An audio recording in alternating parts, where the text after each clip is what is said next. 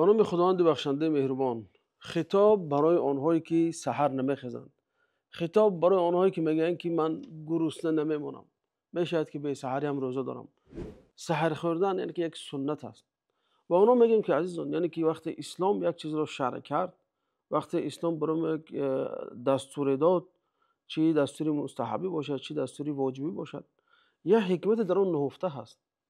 همین سحری که ما میخیزیم، الله تعالی در حدیث آمده است که پیامبر صلی الله علیه و آله میگن که ینزل ربنا تبارک و تعالی، یعنی که الله تعالی هر شب وقتی که 3 آخری شب میماند نزول میکند، اون نزولی که به ذات خودش لایق است. بعد 3 چیز رو از بنده هاش میپرسد یا 3 خطاب برای بنده هاش میکند.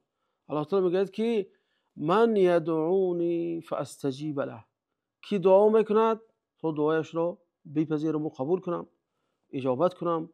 بعد دیون سوالش نیست که من یسألونی فاعطیه، کی مرا میپرسد تو اینکه براش عطا کنم، کی از من حاجت میخواهد تو حاجتش رو برآورده گردونم.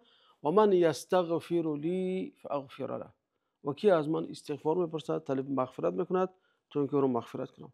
یعنی ببینید این حدیث میگه که الله تعالی در 3 آخری شب این جمله رو میگه. این معنی این است که سحر خستن فقط برای خوردن نیست، فقط برای نوشیدن نیست. الله تعالی یعنی که ما گفتیم رمضان این مکتبی هست، الله تعالی میخواد ما رو به این مکتب آموزاند. این دانشگاه رمضان، مکتب رمضان برای ما آموزاند که سحرخیزی یک چیزی عادی نیست. سحرخیزی فقط برای خوردن نیست، برای نوشیدن نیست، بلکه انسان رو آماده کردن با معامله با خدای خودش، با داد و گریه با خدای خودش، با پرسیدن، یعنی اظهار بندگی است. غیر از اینکه حدیثی که پیامبر میگن که تسحروا فان فی السحور برکه، سحری کنید که در سحر برکه هست.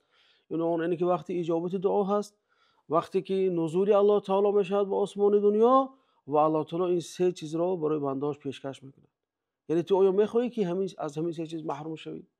یعنی خداوند به این عظمت و بزرگی برای از تو گفته است که بنده اگر توبه کنی توبت میبخشم، حاجت خواهی حاجت میبرم، اگر تو مغفرت خواهی تو رو گناهات مغفرت میکنم، یک اون چی پرسی برات عطا میکنم. یعنی الله تعالی رو برای تو یه بنده حقیر و کوچک و ناتوان این خطاب رو کرده است. مگر انسان خودش را بعد از شنیدن این حدیث از فضیلتی سحری باز میدارد؟ غیر از اینکه در هنگام سحر دعا کردن و الله تعالی مسئلت کردن و یعنی این مکتب رمضان میخواهد که بنده با سحرخیز شود و هنگام سحر استغفارگو شود، از خدای خودش استغفار پرسد. الله تعالی ما رو موفق به عملهای نیک گرداند. و السلام علیکم و رحمت الله.